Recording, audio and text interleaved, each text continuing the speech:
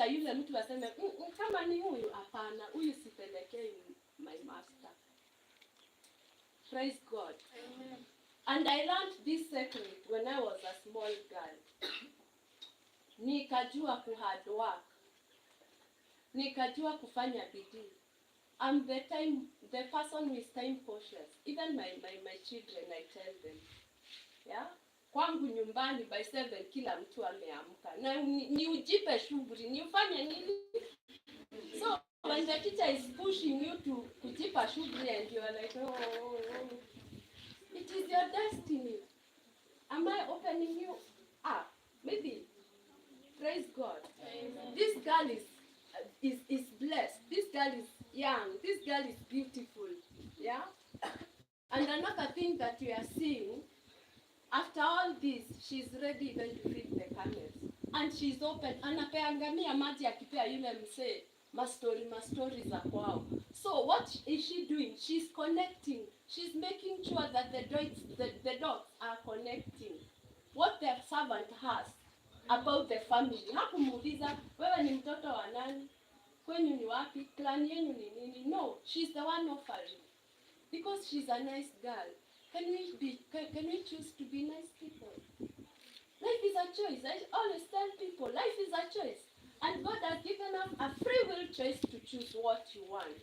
If you want to be a good girl, you can be a good girl. Na tumeambiwa asubuhi, not to conform to the patterns of this world. Yeah?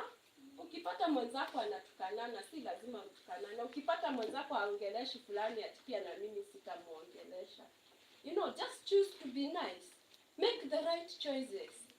Praise God. Amen. She chooses to tell of her family back, her family life back, about her family, her father, her uncle, her whatever. Na hata huko kwetu ukileta, unaona hizi mangamia zako, ukileta huko kwetu, zitalishwa, mtapata mahali pa kulala. Wengine watasema, jamani, hebu naenda kwenye ulikuwa unaenda. Kwani ukitoka kwenye ulikuwa unatoka, huko unajua kwenye unaenda? You know, but she's a nice girl. Can we choose to be nice people? Praise God. Amen. Can we train ourselves to make right choices? Can you exercise to be a good girl? Can you train yourself to be nice to people? It's not in vain, because that is a character of Christ. Bwana asifiwe. And another thing that this story is inspiring us this morning is that after this, wameenda na huyu mjamaa kwao. And then the dad is not hawapingi, wazazi hawapingi, wanasema like kama ni Mungu amesema, who are we? Praise God. Amen. And plus the brother and the mother, and they ate and they spent the overnight there, and in the morning they were about to leave.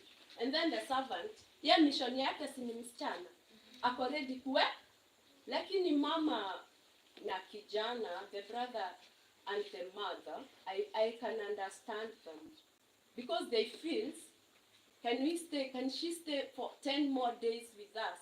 Walikuwa anajua huyu msichana ni kuenda naye. And for me, I feel as a mother, maybe alitaka achunguze. How comes mtu tu akuja na abebe mtoto wangu tu? You know, so I feel them and I understand them. Praise God.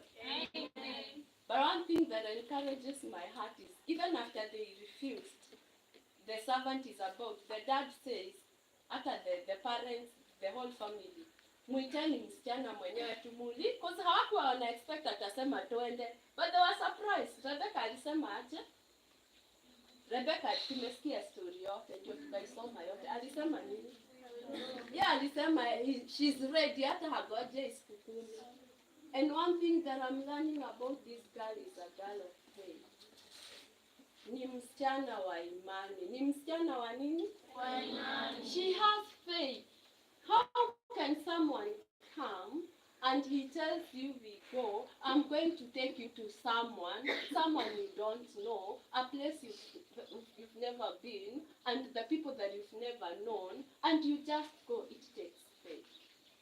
Praise God.